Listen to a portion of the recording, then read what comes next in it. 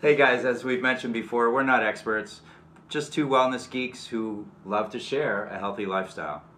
Yeah, and we really try to embody wellness. And wellness for us means fitness, nutrition, and mindfulness. Now, do we do all three of these perfectly every single day? No. Hell no.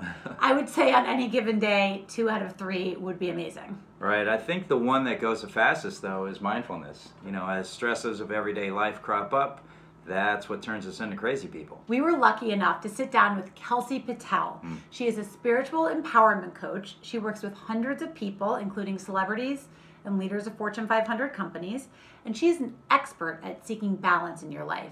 So she shared her insights on the matter with us before leading a workshop to a packed house at Pure Yoga here in New York City. I tucked into a table at one of our favorite New York haunts with the wellness guru we had heard so much about.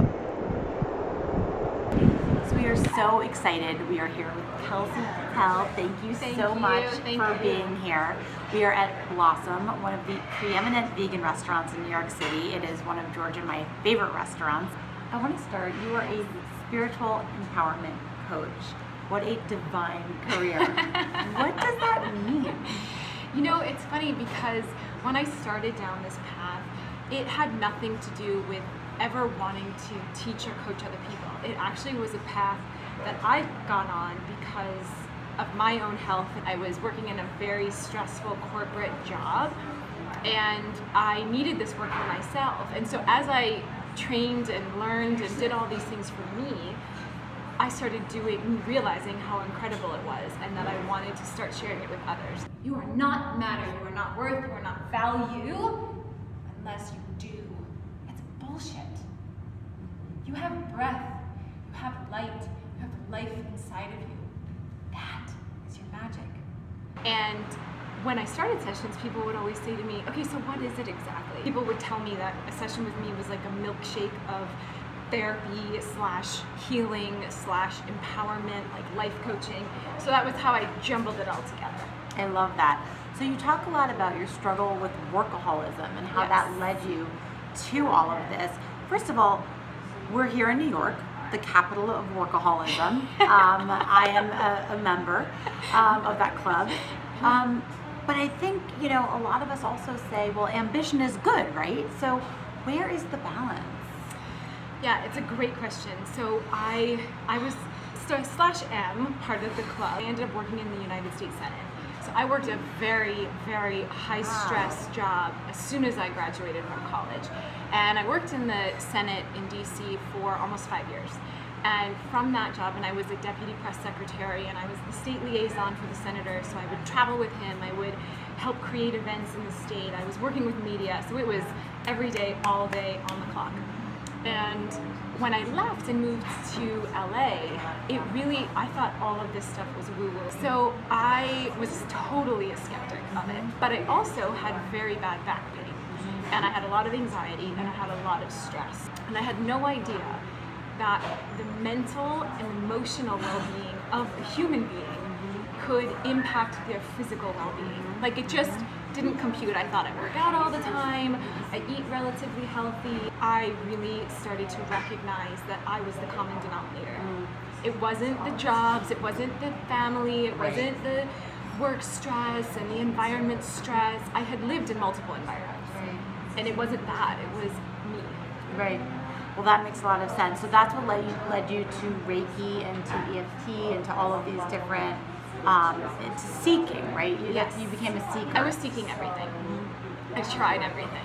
And the one thing that stuck is I really realized after my first Reiki session, which incorporated EFT, the emotional freedom technique, the tapping technique, I couldn't understand it because I was like, if you're not poking me with something or you're not rubbing a muscle, how could I feel better? So tell us a little bit what EFT and what Reiki. Sure. So Reiki is, have you ever had acupuncture? Yes. Okay, so in acupuncture, they're focusing on the chi, right? It's spelled CHI, the energy. In yoga, it's the prana. In the Ki of Reiki is the Japanese word for the same thing, the energy. So your life energy. Your life force energy. So in Reiki, you're essentially using, we have chakras all over our body, and in Reiki, you're using your palm chakras to basically create a conduit for that life force energy to heal, to replenish, to balance, to bring peace to the body. And that was why I was so confused by it, because there wasn't an actual anything to relate it to. And the EFT, emotional freedom technique, is tapping.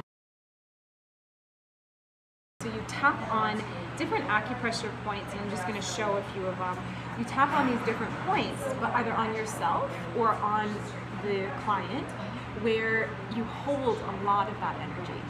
So the whole idea is it's this activated kinetic movement of energy inside the body. And it's probably drawing awareness to those points as well, right? It's making you feel, and in tapping, you actually are saying things. So if you were to say, I'm going to ask you on camera, what's something that you feel right now? Like, what's something that feels imbalanced, or something that you feel stressed out about, or that you're holding inside right now? Sure. I mean, I feel anxiety all the time over work. Great. Yeah. Good. Okay. Yeah. So can I do a tapping on you? Yeah. Okay. So I'm going to hold your right hand, and I'm going to tap on the outside of your palm, and you're just going to repeat after me. Okay. Even though I feel all of this anxiety. I feel all of this anxiety. And it stresses me the fuck out. And it stresses me the fuck out. I deeply and profoundly choose to release it. Even though I feel all of this anxiety. And I feel very overwhelmed. I deeply and profoundly choose to love and accept myself. Last one. Even though I feel so much anxiety. And I never feel like I'm enough. I deeply and profoundly love and forgive myself. I feel all of this anxiety. I feel all of this anxiety. I feel so much anxiety. I can never let go. Take a deep breath. And just feel that for a moment. Can you feel any sense of shift? Oh no, that's a hard yes. I definitely feel that. Yeah, 100%. What's really interesting was that it's just the same as meditation. Like, just the awareness and the moment to focus on an affirmation shifted my psychic energy immediately. Absolutely, because it's your mind. It's my mind, but I actually felt like sensations, like where you're tapping, it started to feel cold, and I felt physical manifestations of the tapping, and it also just brought a bit of laser focus and attention to quieting my mind. I have no idea what today will bring. And I'm nervous about my big meeting, or whatever it is. Okay? I deeply and profoundly choose to love and trust myself. So that was amazing. Thank you. And I feel so blessed and lucky that I actually got to be here and work one-on-one with Kelsey. But not everybody gets to work one-on-one with you. So do you have tips for people at home who might need some kind of tips and tricks for getting grounded? Absolutely. So first, I would say, one of my favorite things, and everybody connects in a different way, is to journal. First, do an exercise. I want you to, and number 2, I want you to write the words mind, body, and spirit. So you can start with a pen and a piece of paper and write at the top, how am I feeling today? And really give yourself this space and this quiet time. And I know as a new mother, or as any mother, it can be hard to get that space. So wherever you find the time to take those 5 to 10 minutes and just start to write out how you feel. But it's the most important thing, because if we're not taking care of ourselves, we can't take care of our families. And I know that's a cliche, but it is so true. And it's so hard. It's so hard. And I always say, like, my mind is like a very dangerous neighborhood. Like, I shouldn't go there, like unaccompanied. Like, really, it's the truth. And getting pen to paper really helps me make sense of what goes on up there. So one of the best tricks I have is these constant daily check-ins. Take your hands, place them on your heart, and take a few deep breaths, and just check in. See what's there. And that's meditation. People don't realize I've said this before, they think they have to be some monk levitating on a mountaintop, but like, that's meditation. That is meditation. Kelsey works with celebrities and leaders of Fortune 500 companies and all sorts of amazing people like that.